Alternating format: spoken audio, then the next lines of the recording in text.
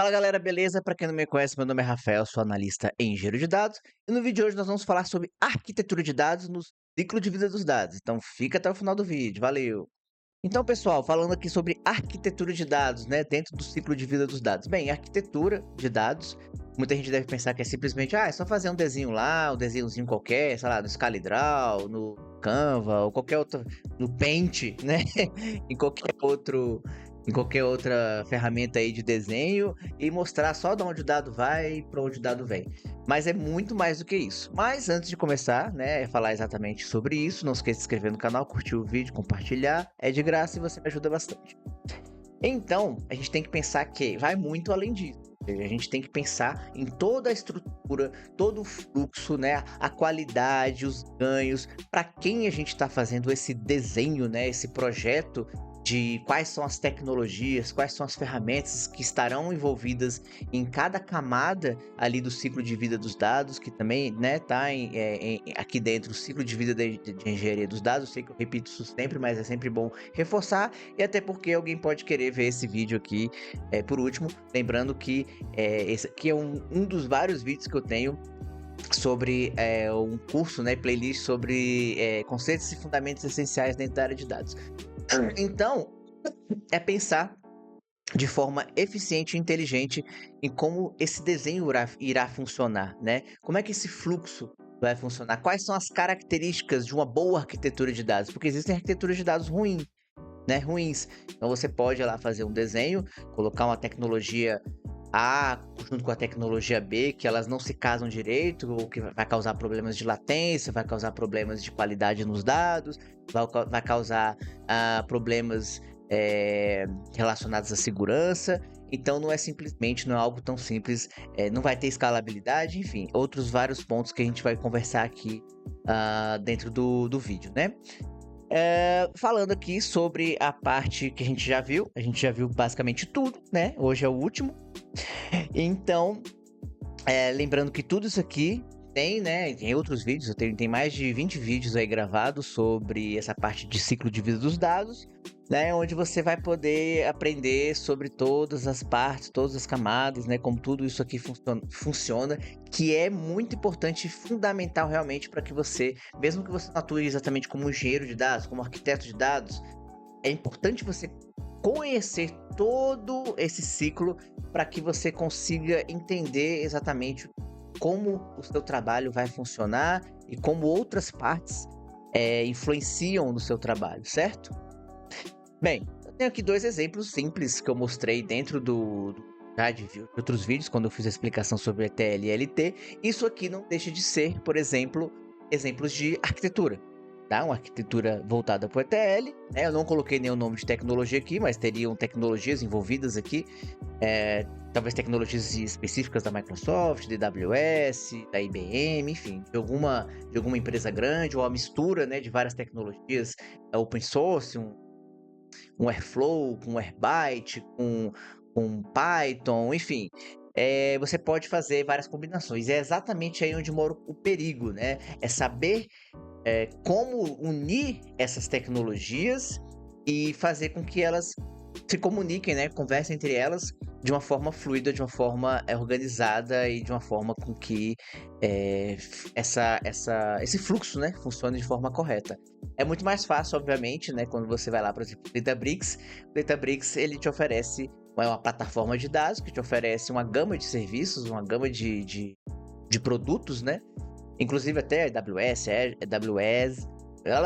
me enrolei aqui a língua. AWS, Azure, GCP, enfim, todas elas oferecem produtos dentro da própria plataforma, dentro da própria cloud, no caso desses provedores aqui que eu tô falando para vocês. E eles já tem, né? Como é tudo ali dentro, tudo é mais fácil. Mas quando você começa a pegar ferramentas de fora, quando você começa a tentar trazer para dentro outras coisas que não são deles, assim, ó, espera aí, você tá querendo usar uma coisa de fora aqui, não é tão simples assim. Claro que algumas coisas eles deixam mais tranquilo, por exemplo, usar um Airflow costuma ser mais fácil, né? Mas eles têm o próprio serviço que substituiria o Airflow ali dentro, ou uma combinação, ou seja, eles tentam sempre deixar você dentro ali e usar os mesmos serviços tudo no mesmo lugar, porque eles ganham mais dinheiro com isso e também facilita muito a sua vida.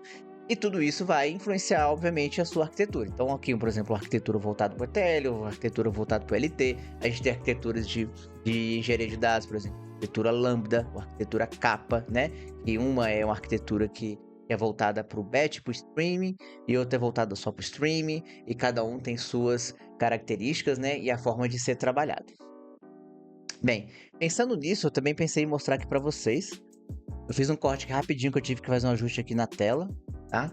Mas basicamente, ó, vou mostrar para vocês aqui, você pesquisa Databricks Architecture, né? Arquitetura de dados Databricks.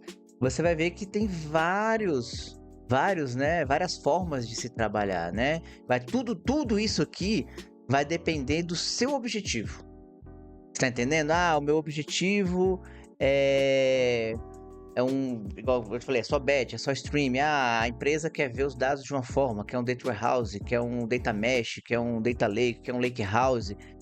Então, tudo isso vai influenciar na forma com que você vai trabalhar essa arquitetura. A gente vê aqui arquitetura de dados voltado, por exemplo, para os serviços da AWS, né?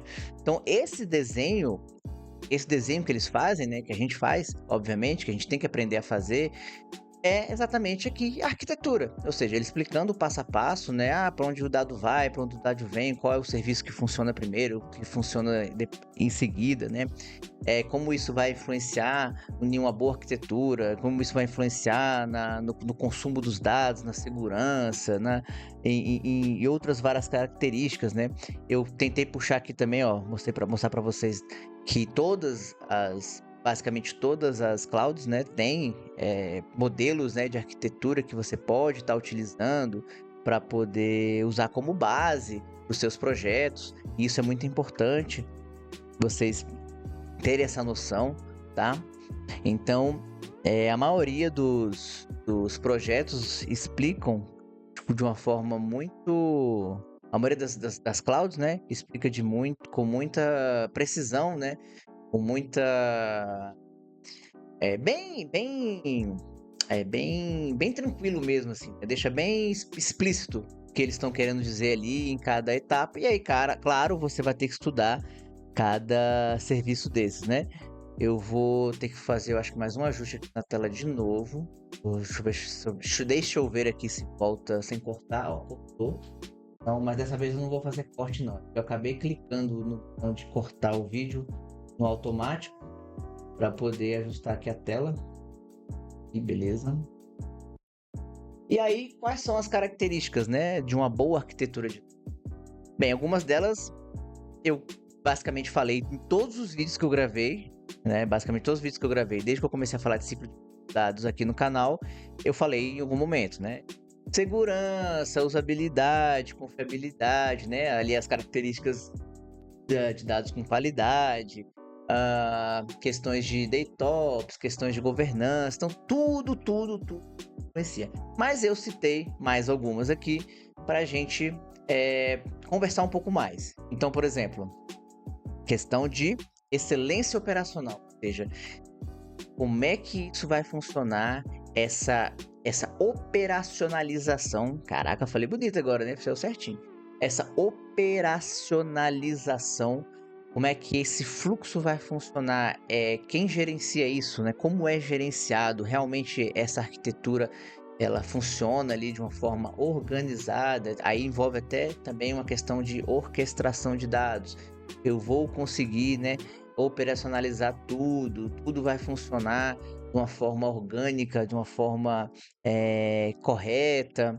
Questão de segurança, isso aqui eu sempre falo, mas, cara, esse ponto não dá para... Eu quis diversificar aqui nesses pontos, né, de características, terem outros pontos interessantes, mas, assim, mesmo que eu tenha já falado várias vezes de segurança, não tem como não falar de segurança de novo, tá? Assim, segurança é essencial. Em todas as etapas, todas as camadas, você precisa pensar em segurança. Segurança de quem usa, segurança de quem tenta entrar nos seus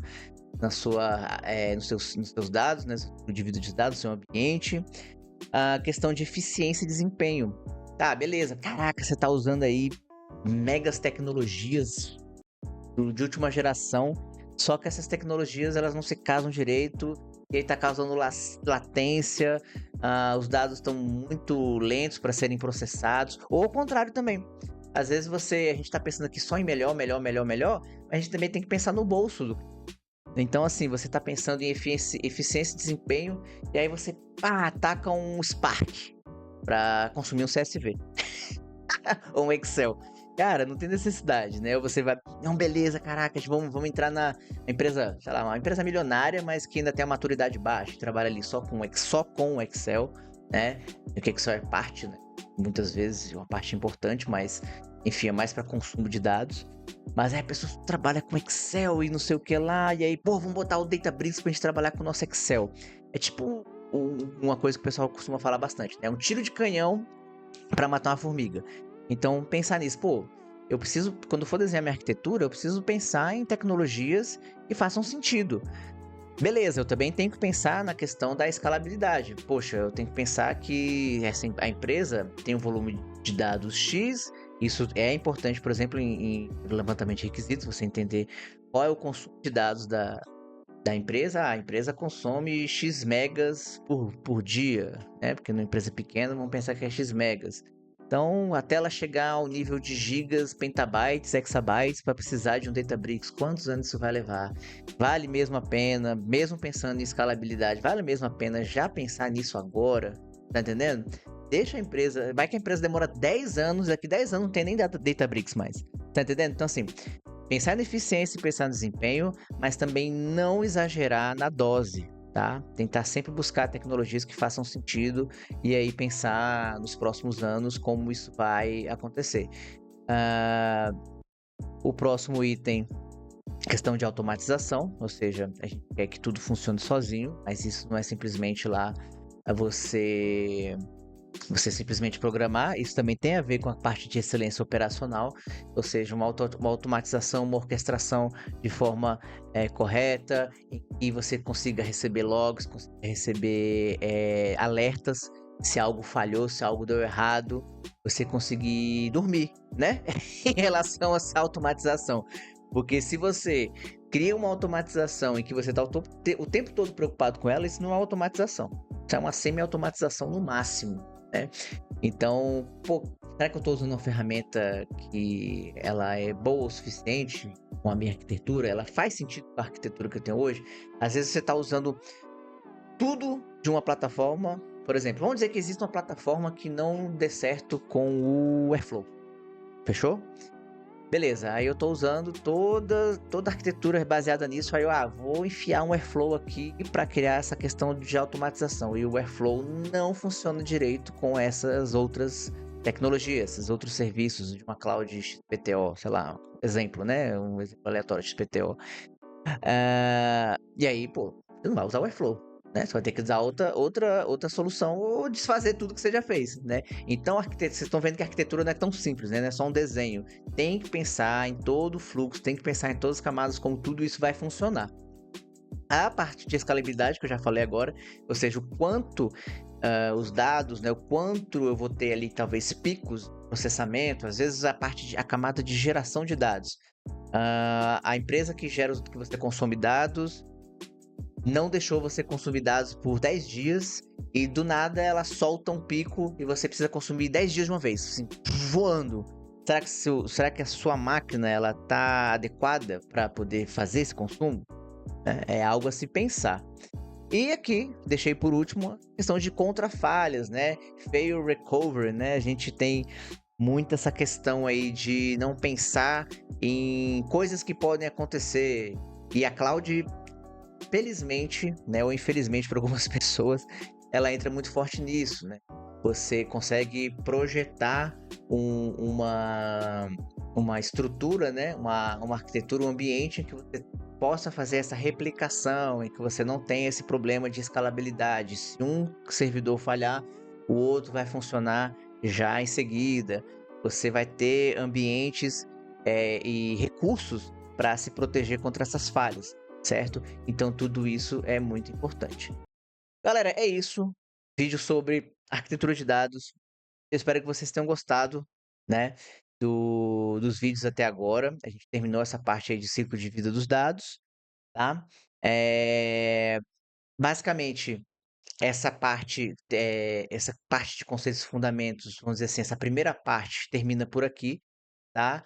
Ah, vamos ver o que que vai acontecer para eu gravar uma segunda parte aí no futuro, tá? Eu tô pensando em criar algumas coisas para vocês consumirem, né? Uma prova, né? Para testar o conhecimento de vocês. E essa primeira parte, né? Não que só essa parte não seja suficiente, mas é porque a parte de conceitos e fundamentos ela é meio infinita, tá? Tem muita coisa bacana que dá ainda para aprender, para colocar, tá? Mas seriam, sem sacanagem, seriam uns 200 vídeos, 300 vídeos. É vídeo pra caramba, assim, é muita coisa, assim um vídeo sobre termos específicos, dá para falar muita coisa. Mas o que eu passei para vocês até agora, garanto a vocês que vai fazer muita diferença, vai ser diferencial para vocês no mercado, vai fazer assim vocês voarem, consumirem, fazerem um trabalho melhor, uma migração, né? Coisas do tipo com muita mais tranquilidade, tá?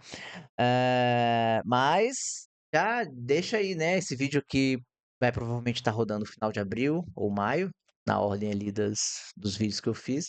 Mas me diz aí o que que você gostou, né, de toda essa trilha, de todo esse curso. E aí eu vou estar deixando em breve também esse link aí dessa provinha para vocês fazerem, testar o conhecimento de vocês, né? Quem sabe um certificado para validar esse conhecimento, pensando aqui em algumas coisas. Tá bom? Mas é isso, tá? Espero que vocês tenham gostado. Termina por aqui, por enquanto, e vamos ver como será no futuro. Beleza? Muito obrigado mesmo por vocês terem acompanhado até agora. Não esqueça de curtir o vídeo, se inscrever no canal e compartilhar se vocês estiverem gostando. Grande abraço e até mais.